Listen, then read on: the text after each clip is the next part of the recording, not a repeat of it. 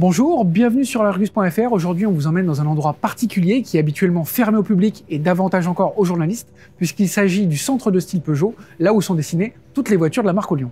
Suivez-moi.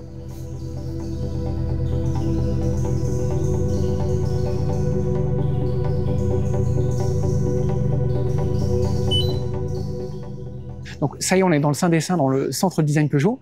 Mathias Ossan va nous accueillir et va nous expliquer comment on est une Peugeot, et l'exemple du jour, c'est la nouvelle Peugeot 208. Alors Mathias, est-ce que vous pouvez nous expliquer comment est née la Peugeot 208? La Peugeot 208, donc tout commence par un dessin, par un croquis. Et comme vous pouvez le voir, là, Kevin, donc, qui est l'auteur de 208, donc s'affaire justement à chercher des lignes de style, une attitude. Donc vraiment, tout commence en tout cas avec un morceau de papier, j'ai envie de dire, et un stylo. Et ensuite, dans ce process, bien entendu, il y a l'utilisation d'outils comme la palette graphique qui permettent d'aller de plus en plus vite, en tout cas d'alterner justement les outils, on va dire, traditionnels et les outils numériques. Ensuite, on passe à de la modélisation 3D. Alors en effet, il y a une transition qui se fait naturellement des premiers croquis, des premières intentions. Donc on va ensuite intégrer cela donc, en 3D, en 3 dimensions. Et là, comme vous le voyez, donc Sophie, eh bien, à partir d'une première intention, va interpréter ce dessin en 3 dimensions, et bien entendu en prenant en compte au fur et à mesure les contraintes techniques, parce que là, on s'est intégré aussi, on s'est communiqué avec les équipes d'engineering pour intégrer les contraintes techniques dedans.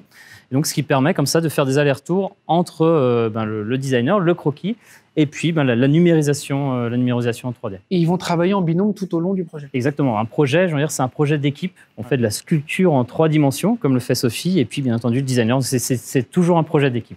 Et après, on va passer en volume.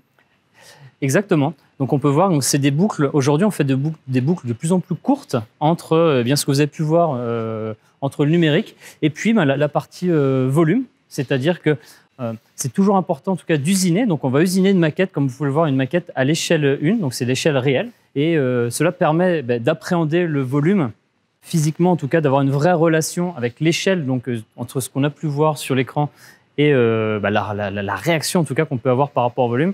Eh bien, certaines modifications ont lieu. Et là, vous pouvez le voir. Donc, Stéphane, justement, fait quelques modifications sur le modelé, par exemple, du capot pour accentuer le modelé, apporter de la qualité aussi aux surfaces. Et donc, ça, c'est une opération très, très fine parce qu'on peut aller même en deçà du millimètre pour avoir vraiment géré de manière extrêmement précise les qualités de surface, les qualités du volume. Là, il a tendu des lignes de force, en fait. Exactement. Donc ça, c'est un petit peu comme le crayon pour le designer. Eh bien, le designer va passer, j'ai envie de dire, du crayon à cet outil qui permet de tracer les lignes sur le volume. Et ça, c'est des indications qu'on va donner eh bien, au modeler pour se dire, je veux que ma ligne s'arrête ici, je veux que ma ligne ait telle tension. Donc, c'est une manière de communiquer. On parlait de travail d'équipe. Et bien là, on est encore une fois dans un travail d'équipe.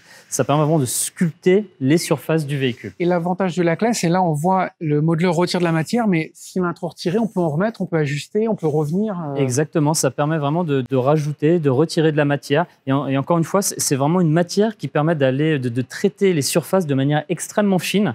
On a aussi un outil, des feuilles qui permettent de singer quelque part les teintes de carrosserie. Et là, ça permet de voir comment la lumière va vivre sur le véhicule. Ça se révèle avec les barres de néon en fait, qui sont... Tout à fait. C'est pour ça qu'on a une installation donc, avec des lumières qui sont assez parallèles et ça permet vraiment de contrôler les lignes de lumière et d'ajuster au fur et à mesure ces lignes de lumière. Et donc, c'est vraiment un travail de sophistication du volume que l'on fait. Et donc, c'est tout le temps un aller-retour entre à la fois la dimension numérique et puis la dimension physique. Et donc, c'est vraiment des choses que l'on fait de manière assez souple. Donc, cette maquette physique, elle va redevenir numérique par le biais d'une prise de cote, en fait. Exactement. Donc, c'est ce qu'on appelle, c'est un scan 3D. Et donc, là, Émilie, ce qu'elle va vous présenter, donc, c'est vraiment, elle va numériser toutes les modifications que l'on aura pu faire sur ce véhicule vont être numérisées et réintégrées ensuite dans le modèle 3D.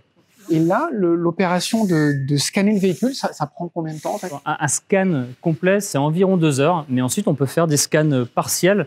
Par exemple, si on a modifié que le capot ou qu'une partie du bouclier arrière. Et une fois qu'on a scanné ça, ça permet de le réintégrer de manière très souple, en tout cas dans le modèle numérique. Ce qui permet de ne jamais perdre tout le travail que l'on fait, que ce soit en 3D ou que ce soit à la main, n'est jamais perdu grâce à cet outil de scan numérique. Donc là, en fait, ces pastilles sont des points de repère sur la carrosserie. Exactement, donc ce sont des points de repère qui vont permettre de recaler l'image que l'on est en train de scanner dans l'univers 3D. Et donc, les modeleurs 3D vont pouvoir, comme ça, bien remettre en référence ce qui aurait été scanné par rapport au modèle numérique. Entre le passage du modèle 3D au modèle physique, il y a ces casques de réalité virtuelle qui permettent d'être en totale immersion avant d'usiner une maquette échelle 1. Alors du coup, je vais monter à bord de la Peugeot 208 qui, à ce moment-là, n'existe pas encore.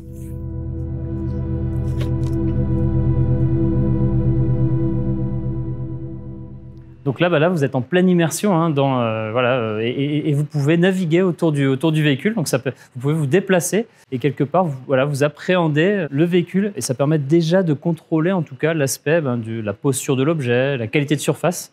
C'est un outil qu'on utilise dans différentes phases, ce qu'on appelle l'avance de phase. Même pour les concept cars, on utilise cet outil. Donc, on peut utiliser ça aussi même dans un véhicule qui est quasiment fini pour contrôler certains détails. Et comme je disais, c'est vraiment un outil qu'on utilise tous les jours pour quasiment tous les projets. Et en résumé, un projet comme 208, ça s'étale sur combien de temps? Un projet véhicule, c'est environ 4 années, entre les phases d'exploration jusqu'au projet que l'on peut voir, que le client peut apprécier. C'est environ 4 ans. Un concept car, par exemple, c'est entre 9 et 12 mois. Donc c'est beaucoup plus court, hein. Souvent, on parle de haute couture automobile. Donc, c'est quasiment le même process de développement, mais dans un temps beaucoup plus compact.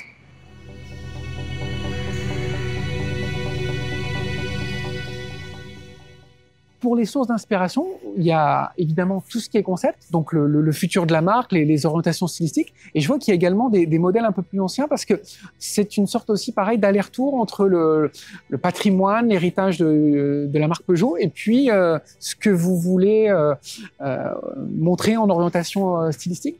J'ai envie de dire, c'est quand même l'état d'esprit dans lequel on est quand on travaille pour Peugeot, hein, qui est une des marques les plus anciennes, en tout cas, qui existe. Et donc, c'est toujours intéressant d'avoir une partie de ce patrimoine, comme on peut le voir aujourd'hui ici, exceptionnel de la marque. Donc, l'héritage de la marque, bien entendu, on est empreint de cet ADN de marque quand on travaille pour Peugeot. Et bien entendu, les équipes sont mobilisées pour générer le futur, pour créer le futur. Et un concept car, c'est ça, c'est un laboratoire pour explorer les pistes que l'on peut imaginer demain pour le futur de Peugeot. Eh bien, merci beaucoup Mathias Ossane pour cette présentation.